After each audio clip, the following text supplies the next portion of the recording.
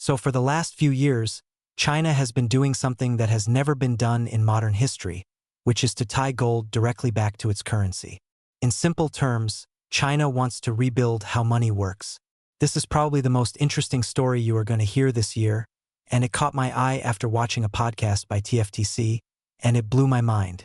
Now, some people call this the debasement trade, but this is so much bigger than that. Here is what is happening. Over the last few years, the People's Bank of China has been the biggest buyer of gold in the world. China and its allies. That is right. Buying gold and selling treasury bonds in order to hurt the dollar's status as the world's reserve currency. Here it is. And at the same time that they have been buying, China has also built something called the Shanghai Gold Exchange, which is already the biggest physical gold marketplace in the world. They just opened a new vault in Hong Kong, and they are building what is called the Gold Corridor, which is a network of vaults across the BRICS countries, and it will allow those countries that hold the yuan to trade it in for physical gold. That gives China's currency something that the dollar lost a long, long time ago, trust. Because gold cannot be frozen, cannot be printed. It is much harder to lower in value, and it cannot fail the same way that treasuries and dollars can. And as of July 2025, gold has officially been placed into a new category called a Basel III Tier 1 asset. That means it now counts the same as cash or treasuries on a bank's balance sheet. So the theory is that the next step is that gold will be upgraded again to what is called an HQLA, a high-quality liquid asset. That one change is going to unlock gold's full power, and it will let countries use it for something called repo and financing, which is the foundation of the entire financial system. China has been carefully solving all the problems that countries had with using their currency. This is a theory of what is about to happen to the world. There is a whole new financial system being built right now to compete with the dollar. This gold-backed plan will allow China to build a way to lend, to trade, and to grow outside of the dollar and outside of the West. So in this video, I want to help explain what is happening to gold right now and what China's gold corridor actually is and how it works, and how it is going to be used to pay for growth across the entire world without ever going through the IMF. I am going to talk about what that means for the US and for the dollar, and especially for investors, because this will affect everything from interest rates to commodities and even Bitcoin. So with that said, let us get into it. Hi, my name is Hry Jik. Hope you are doing well. Come for the finance and stay for the gold. So before I get into how China is rebuilding the entire financial system, I want to explain the big picture view of why the world is even looking for an alternative in the first place. And it really comes down to the idea of trust, the trust that countries used to have in dollars. For example, around 70% of all global reserves were once stored in US dollars. In other words, countries kept their wealth in US treasuries and bonds because those were thought to be the safest assets on Earth. But then that started to change sometime in 2022, because that is when the United States froze about $300 billion worth of Russia's savings that were stored overseas. Now, no matter how you feel about that decision, what it showed to the rest of the world was this. If your savings are kept in dollars, they are not really yours to begin with. They can be taken, they can be locked, and someone can just turn it off with the click of a button. So countries started asking, okay, I have a question. If you can do that to a nuclear power like Russia, what happens when we disagree with you next? That is why this change started to speed up, because there was a loss of trust in paper assets. Central banks around the world, especially in what are called emerging markets, started to hold fewer US assets. They started selling their treasuries and buying gold instead. Slowly at first, but then faster and faster. Check this out. This is fascinating. This is a chart of how much gold China has. For the longest time, you can see it barely moved. It was kind of going sideways. They bought some, they sold some, they bought some. But as soon as President Trump started making tariff threats, the chart explodes. China starts publicly stacking up gold and locking it in their vaults. It is the fastest pace of buying in modern history. And it is being done on a scale that is publicly, this is important, publicly visible to the rest of the world. Because remember, China could easily be buying this stuff in secret, but they are not. Because what that does is it sends a message to all the other countries. Hey, look at all the gold we have. We could now move away from US treasuries. That gives us the ability to move away from dollars. You can actually see this trend on a much bigger scale in this chart. According to Luke Groman, in just a couple of months, gold's share of reserves on the balance sheet will go past U.S. Treasuries. And again, just to make the point even clearer, on an even longer time period, you can see the same thing has been happening. The dollar's share of global reserves has been falling to the lowest levels in decades. By the way, officially the People's Bank of China reports that they have about 2,300 tons of gold or so, but the real number is probably way higher. Places like Bloomberg Economics, JP Morgan, and the World Gold Council estimate that China probably controls closer to 3,500 to 5,000 tons when you include the gold held by state banks and government funds that are not really shared with the public. Okay, so hopefully I have made the point that dollar ownership is going down and gold ownership is going up. But there was another big step forward for gold that not a lot of people know about, which is that in July of this year, it became what is called a Basel III Tier 1 asset. So here is exactly what that means. This is where it gets really interesting. But before I explain that, here is what I am doing to personally keep stacking SATs while the rest of this plays out, with the Gemini credit card, which is a sponsor of today's segment, and it is a card I have been using for a while now. All opinions are my own and were not influenced by Gemini. I use it like any regular credit card for gas, groceries, and travel, but I earn Bitcoin every time I use it. It has no annual fee. You can see the rates and fees in the description for more info, but you get up to 4% back in over 50 cryptocurrencies instantly, and you can choose which one you want. Personally, I have mine set to Bitcoin. That is 4% on gas, transit, and rideshare, 3% on dining, 2% on groceries, and 1% on everything else. It is a MasterCard World Elite. I have used it in other countries with no issues, and every time I use it, it adds Bitcoin to my account. And the best part is you are investing as you spend.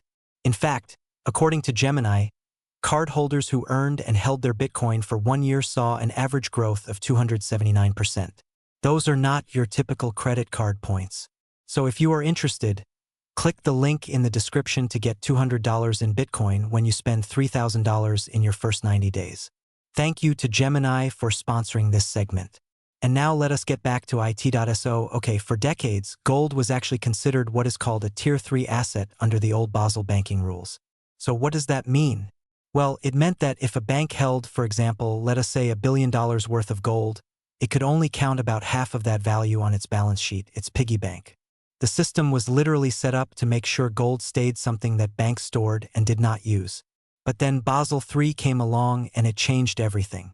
Gold was moved up to a Tier 1 asset, which means that now banks can count 100% of its value. That is a big deal. But here is the thing. You still cannot lend against gold. You cannot borrow with it. You cannot use it for repo. By the way, repo is the short-term lending system that keeps the entire global financial system stable. It is where banks borrow from each other overnight using treasuries as backup. It is complicated, but what it means is gold went from being a shiny rock to now a more valuable shiny rock with better accounting. Okay, but that is where China stepped in, because the next level above Tier 1 is something called HQLA, which stands for High-Quality Liquid Asset. These assets are so safe, so steady, and so easy to move around that banks can actually use them as backup when borrowing money. Right now, those assets are basically U.S. Treasuries. It is the engine behind every loan, repo deal, and credit line in the world. U.S. Treasuries are what the whole system runs on. Now, if you are a country and you want to build, let us say, a port, a factory, or a power plant, you have to go to the central bank and say, hey, I need to borrow some money. And they would say, leave some high-quality liquid assets with us, and then we will lend you the money. Now, again, that backup is mostly U.S. Treasuries, which is also why the U.S. dollar has played such a big role in the world. It is connected to these treasuries. It is needed to borrow money. Okay. But imagine what would happen if gold could join that list. Gold would go from being a passive shiny rock to something that could be used to borrow, to lend, and to pay for big building projects, all without ever touching the dollar. If gold becomes HQLA, countries will not need dollars to run their economies anymore. And that brings us to the BRICS summit that took place in May. So for years, China has been trying to convince the entire world, mostly the BRICS countries, Brazil, Russia, India, and South Africa, to use the yuan in their trades. But everyone pushed back with the same question. This is not a real conversation, but I imagine this is how it was going based on what is happening. China was like, will you guys use our currency, please? And they said, okay, we will use your currency, but we would mostly just rather use the dollar. But out of curiosity, what are you backing it with? And China said, well, we are backing it with our economy. We are the factory of the world. It is stable, but as a bonus, if you want, we will let you trade your yuan for gold anytime you want. They said, that is cool. Okay, but where is the gold going to be stored? China said, in China. So all the other countries said, no, we are good. We have seen how that played out before with the US. We are not going to trust you to hold our gold. That was the conversation happening years ago. But at the most recent BRICS summit, China had a lot of smart ideas to solve many of the problems those countries had with using the yuan. So here is how China is going to get the developing world to use their currency. The first problem they solved is trust. Because if you are India, Brazil, or South Africa, you are not just going to take China's word that they will keep your gold safe. You want to see it, touch it, and store it somewhere you can access. So China built what is now being called the Gold Corridor. Think of it like an old-fashioned version of the blockchain, but instead of blocks checked by miners, it is a network of gold vaults checked by nations. The joke that Sarenic made was that it was like a Fred Flintstone version of blockchain. Each vault is connected to the Shanghai Gold Exchange, the SGE, and it keeps track of every gold bar, its purity, its serial number, and who owns it. That one change fixes the problem of trust and spreading things out, because the gold is now kept in different places around the world. It is trackable, redeemable, and reliable to a good degree. Now, the second problem China had to solve was something called volatility. Because if you are going to use a material like gold as backup for loans, trades, or financing, you cannot have the price jumping up and down every single day. You cannot have a situation where a powerful nation could just push the price around. So here is how they are going to fix that. They are solving it by using what is called a moving average to hold steady the settlement price, instead of using whatever the price happens to be on any one day. In other words, instead of pricing gold by what it is worth this morning, they might average it out over the last 200 trading days. So whatever the average price was over those last 200 days is the price they use. That makes gold much more predictable, less jumpy, and it smooths out the price risk for everyone using it. Now, here is where it gets even more interesting. And this is the most likely thing that China is about to do next. This is what really scares the US. China is going to use this network, this system it is building, to help fund other countries that need money to grow. Think about Africa, for example. A lot of countries there are very rich in natural resources and materials like gold. Africa produces between 1/4 and 1/3 of the world's gold, with more than half of the gold dug up on the continent in 2022 coming from artisanal and small-scale miners. But they do not have the roads, airports, or power systems they need. Under this new setup, those countries will be able to deposit their gold into the SGE, the Shanghai Gold Exchange, and then China, through something like the New Development Bank, which is the BRICS Bank, will be able to loan them yuan against their gold to build whatever they want: roads, airports, power plants, anything. China then gets to help pay for the growth of and build influence in those countries while helping them go around the West and around the IMF, the International Monetary Fund, all while using gold as this high-quality liquid asset. That is where we come full circle. That is how gold gets to HQLA status no matter what the West wants. So gold goes from being just an expensive shiny rock sitting in a vault to an actual financial tool you can lend against, borrow with, and build on. Now, so far this is not official yet, but that seems to be where things are heading. And here is where it gets even more interesting. This video just keeps getting more and more interesting, and I have probably put everyone to sleep at this point. But I think the United States knows exactly what is happening. You are not just finding out about this from me here on YouTube.so. Do you remember how earlier this year the US started bringing its gold back from London to the US? I remember making a video about this, and the official story was that it had to do with the tariffs or the big Doge audit. The US was calling its gold back because of the tariff situation, or because it was worried it might have to do a Fort Knox audit. But that never really made 100% sense to me. I think what is really happening is that the US has known about all of this, that China has been building its gold corridor, that it is setting up vaults across Asia, the Middle East, and Africa. And the US is saying, okay, fine, we want our gold back too.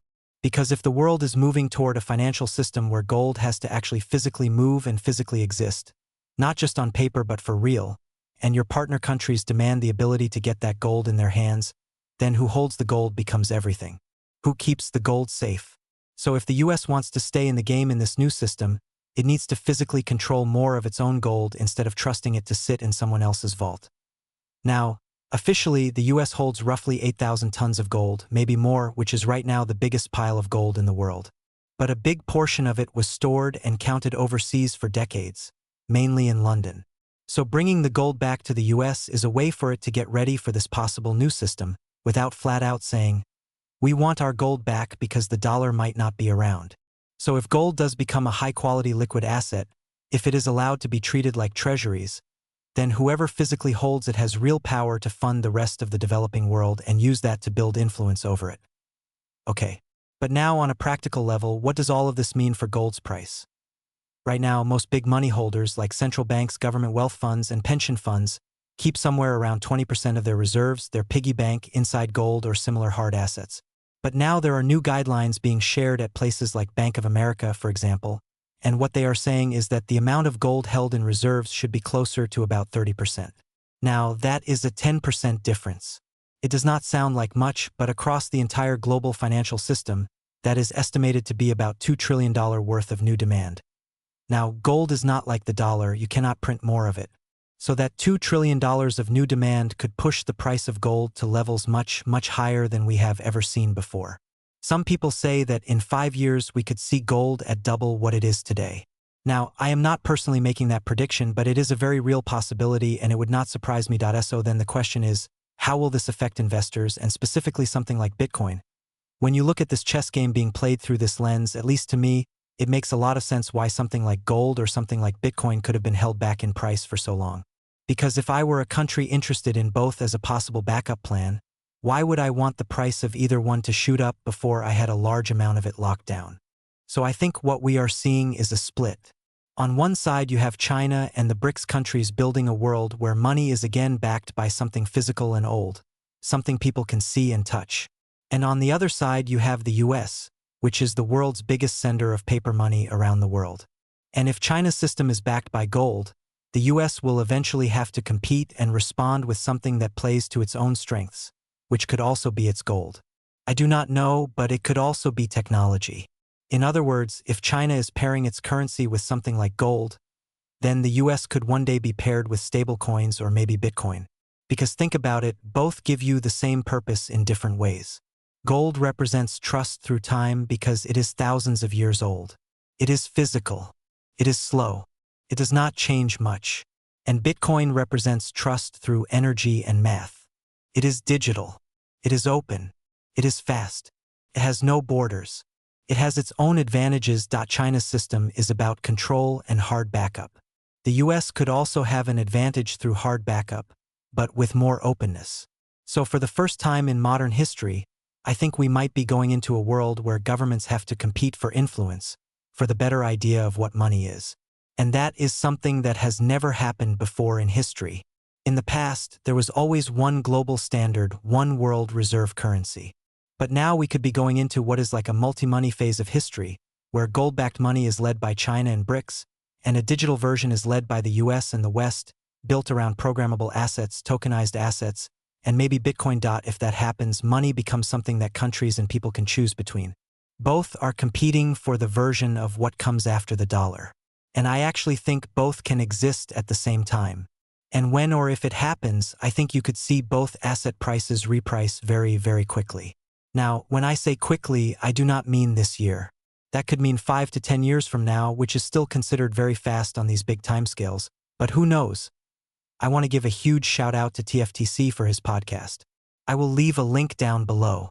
And Serenic also has a newsletter if you want to check it out. It really blew my mind. And my apologies for a very basic video that has very little editing.